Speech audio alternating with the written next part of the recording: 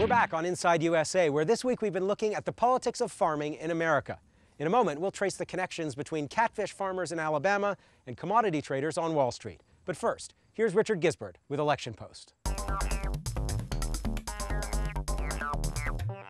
It's the right-wing media machine versus that of the political left, or swift boating, the sequel.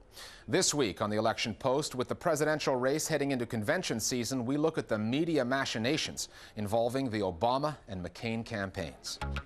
The Obama Nation by Jerome Corsi will debut at #1 in nonfiction. These days, the media talk is about a book that hit the headlines as soon as it hit the bookshelves. Did you tell the New York Times the purpose of the book is to defeat Obama? This is a time when he was doing drugs, doing marijuana and cocaine. He was drinking alcohol, smoking cigarettes. Do we know if he ever sold drugs? And Jerome Corsi's book that's called Obama Nation. The Obama Nation was written by Jerome Corsi, who co-authored Unfit for Command in 2004, a book critical of John Kerry's record as a swift-boat naval commander in Vietnam.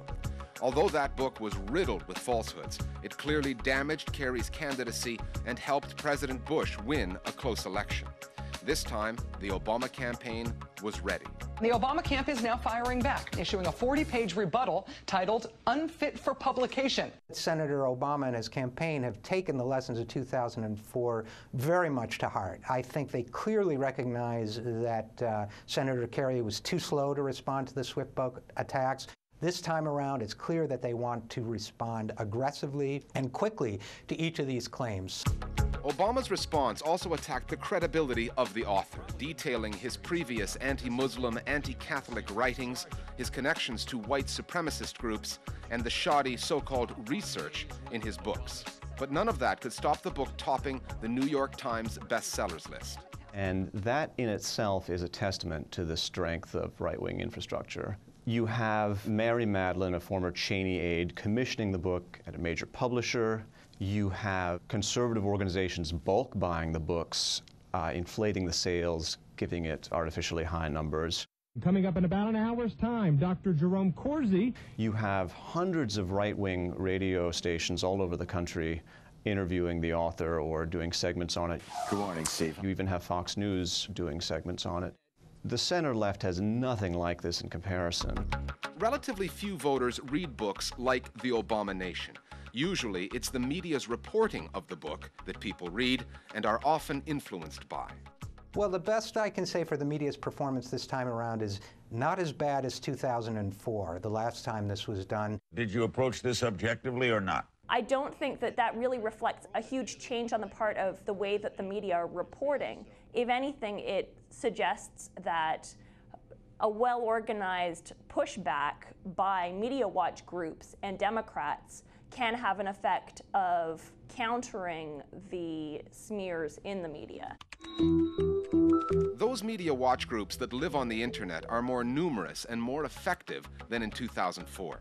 They have not just rebutted Corsi's work on their websites, they've confronted him on the mainstream media. Of the first 11 footnotes in the book, 9 of them, Corsi quotes Corsi.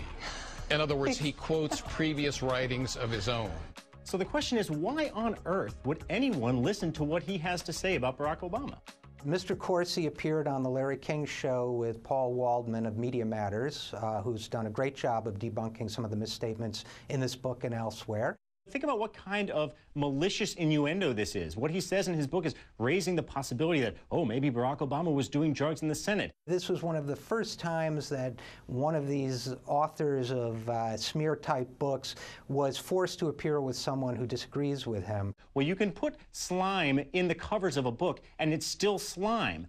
It's really left to the work of media watch groups or political campaigns themselves.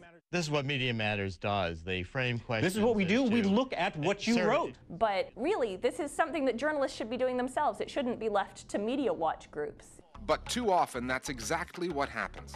And a book like The Obama Nation achieves its intended effect.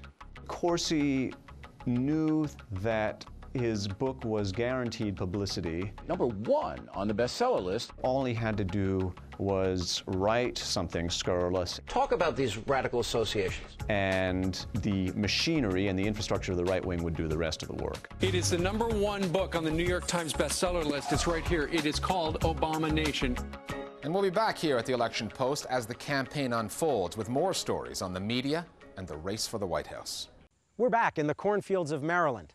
Earlier in the show, we saw how massive farm subsidies and trade deals have left immigrant workers in America ripe for exploitation. Well, the migrant workforce is not the only one facing the effects of these policies. Just 3 years ago, catfish farming was a $500 million a year industry in America, employing 10,000 people. Today, it faces catastrophe. The reason? Wall Street speculation on the commodities that go into catfish feed, particularly corn, which is rising on a tide of demand for ethanol.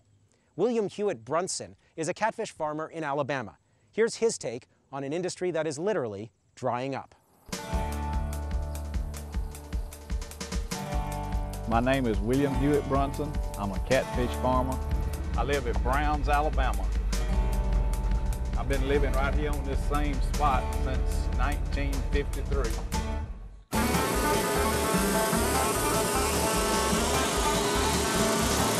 In the summertime is when you do the catfish. In the wintertime, you hardly have to fool with them. They have a big net, and they go all the way around the pond. The whole time they're pulling this net this way, the fish are up against it trying to get out this way. And he'll hit on that boat and it'll scare them and they'll run back the other way. The price of feed is really what's put the hurt on the catfish business. Last year this time feed was about $240 a ton, $242. Well, I paid $440 for a load of feed this last week. It probably takes somewhere between 75 and 80 cents to raise a fish. But feed's doubled, fuel's up $1, labor's up, repairs are up, parts are up, everything's up. But catfish is not. It's just a domino effect. It's just going to be very few catfish farmers left in this country after this year. Free trade is good in one way, but it's bad in another. You know, it's took a lot of our market. I mean, people were sending fish over here to the United States saying it was farm-raised catfish. But they didn't say it was farm-raised in Vietnam. I think my time farming since 1960, this is the worst it's ever been. I got high blood pressure, and I'm not supposed to be worried, but I mean, if you thought any day you was going to be out of business, you know, it's something to think about.